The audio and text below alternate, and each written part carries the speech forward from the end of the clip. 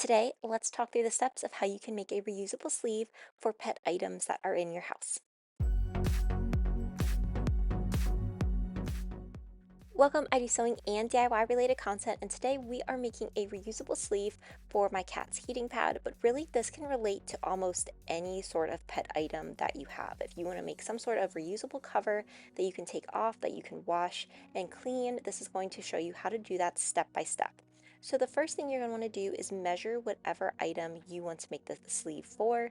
So mine was 18 by 15 inches, and I'm going to be marking that with an extra inch on this fabric. So I'm going to be cutting out two pieces that are 19 by 16 inches. So mine's a rectangle, so just cutting out those two rectangles.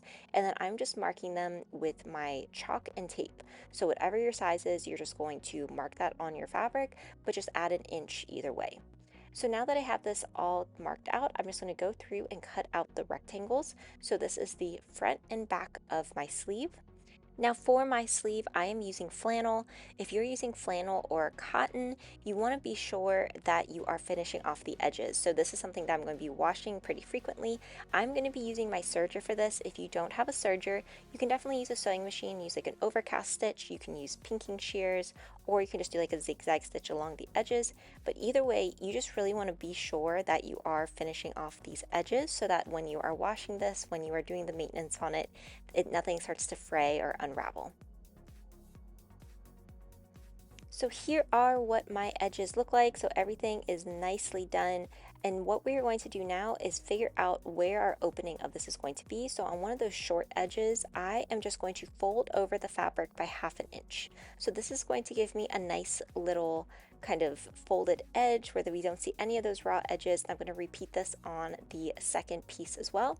And I'm just going to take that straight seam. So this is the opening that we're going to be using to put, like, so for example, for me, I'm going to be putting my heating pad through here, so we just want to make sure that it looks nice and neat. Then I'm just taking that seam, being sure to backstitch at the beginning and end, and then once I do this for the one piece, I will repeat this for the second side. You may notice as we go through this, a lot of these steps are very similar to a pillowcase. We are just making like a very size specific pillowcase, but I am going to be adding some closures at the end. So if you're familiar with that, this follows a very similar process. So now I'm going to match these with right sides together. Stuffing came in to investigate, so I think she's already starting to like her new sleeve. She definitely was interested and wanted to walk around. She was trying to play with the flannel. So especially for pets, I would use a fabric that is pretty soft if it's going to be something they're sleeping on, just to give them a little bit more comfort with the item. But what I ended up doing was just going through and matching these with right sides together using my quilting clips on the other three edges. So whatever edge you did that little fold over, we're going to keep that opened, and we're just going to be marking the other three edges using our quilting clips to pin them in place.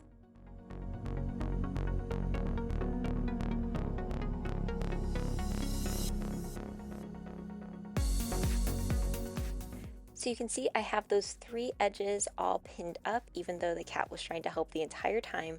So now I'm just going to go and take that seam for only those three edges, leaving that other edge open. And for this, again, I am being sure to backstitch at the beginning and end. And then when I get to the corners, I'm just going to pivot my fabric. By when I get down there, I will just lift up my presser foot with the needle and the fabric, pivot my fabric, and adjust. So you can see I'm just going to pivot here, make it a little easier for myself, and then continue sewing on. So once I have that seam done, it is just time for us to turn this right side out. What's really fun is we're actually done with our sewing machine at this point. So here is what my sleeve looks like. If you feel that this is enough as is, you can just leave it. So I did try this on the heating pad. It looks like it fits really nicely. It looks really clean. One thing that my cat will try to do is like almost get in here. So I do want to add a couple little snaps just to make sure this stays on. So for those snaps, I just hand sewed these on into place. You could also use Velcro. It really depends on what the purpose of your sleeve is, but to me, these two snaps seem the best option. Then once I had them on, I just tested it out before I put it on the heating pad to be sure that it did close, which everything's looking good. And then I put this on the heating pad itself. So it fits really nicely. She absolutely loves it. She is sleeping on it. It is very nice and soft. And then of course I can just remove it and wash it and then reuse it. If you enjoyed this video, be sure to like, comment, and subscribe, and let me know what you want to see next. Thanks for watching.